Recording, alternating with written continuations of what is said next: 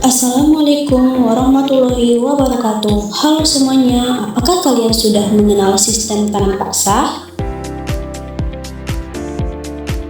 Nah, jika kalian belum mengenal sistem tanam paksa, sini biar Nadia jelasin latar belakang dan tujuan dari sistem tanam paksa. Sebelum kita membahas apa tujuan dan latar belakang sistem tanam paksa itu, kita terlebih dahulu membahas apa sih sistem tanam paksa itu. Sistem tanam paksa atau kultursel adalah kebijakan pemerintahan kolonial Belanda yang mewajibkan rakyat di Hindia Belanda untuk menanam tanaman ekspor seperti kopi, tebu, dan teh di sebagian besar lahan pertaniannya, dimulai sejak tahun 1830 sampai 1870. Apa sih latar belakang dari sistem tanam paksa itu? Latar belakang utama sistem tanam paksa adalah krisis keuangan Belanda yang parah akibat Perang Jawa dan Perang Kemerdekaan Belgia yang menyebabkan kas Belanda kosong dan utang menumpuk. Untuk mengatasinya, Belanda memberlakukan sistem tanam paksa untuk mengisi kas pemerintah kolonial dengan cara mewajibkan rakyat Indonesia menanam komoditas ekspor yang menguntungkan seperti kopi dan tebu.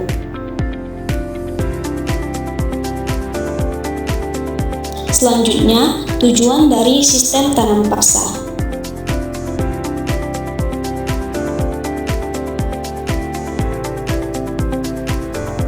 Tujuan utama sistem tanam paksa atau kultursel adalah yang ditetuskan oleh Van den Bosch adalah mengisi khas negara Belanda yang kosong akibat perang dengan cara meningkatkan produksi tanaman ekspor seperti kopi, gula, dan nila dari hasil Hindia Belanda untuk dijual ke pasar dunia demi keuntungan maksimal bagi pemerintahan kolonial. Kebijakan ini memaksa rakyat menanam tanaman wajib di sebagian tanah mereka dan menyerahkan hasilnya, bertujuan mengintegrasikan ekonomi jajahan ke sistem global dan memperkuat kontrol kolonial. Apa sih dampak dari sistem tanam paksa itu?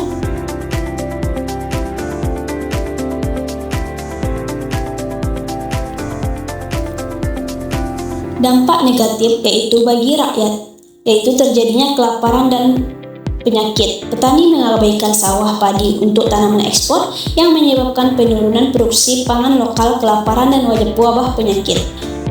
Yang kedua, ada kerja paksa dan mengeksploitasi. Petani dipaksa bekerja berat di perkebunan komoditas ekspor seperti kopi, tebu, dan nila tanpa upah yang layak. Penderitaan ekonomi yaitu petani miskin karena hasil panen diambil sebagai pajak, banyak yang kehilangan tanah dan kondisi hidup yang memburuk.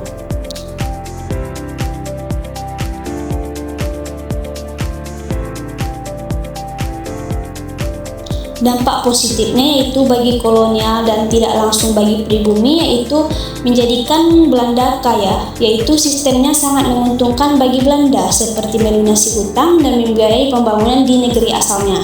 Pengenalan tanaman baru juga, petani mulai mengenal jenis tanaman dalam baru seperti kopi, tebu, dan teh, dan teknik menanam yang lebih modern.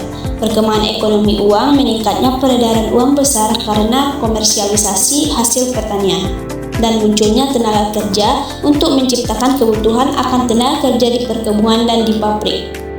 Nah, segitu dulu ya pembahasan kali ini. Nadia pamit undur diri. Assalamualaikum warahmatullahi wabarakatuh.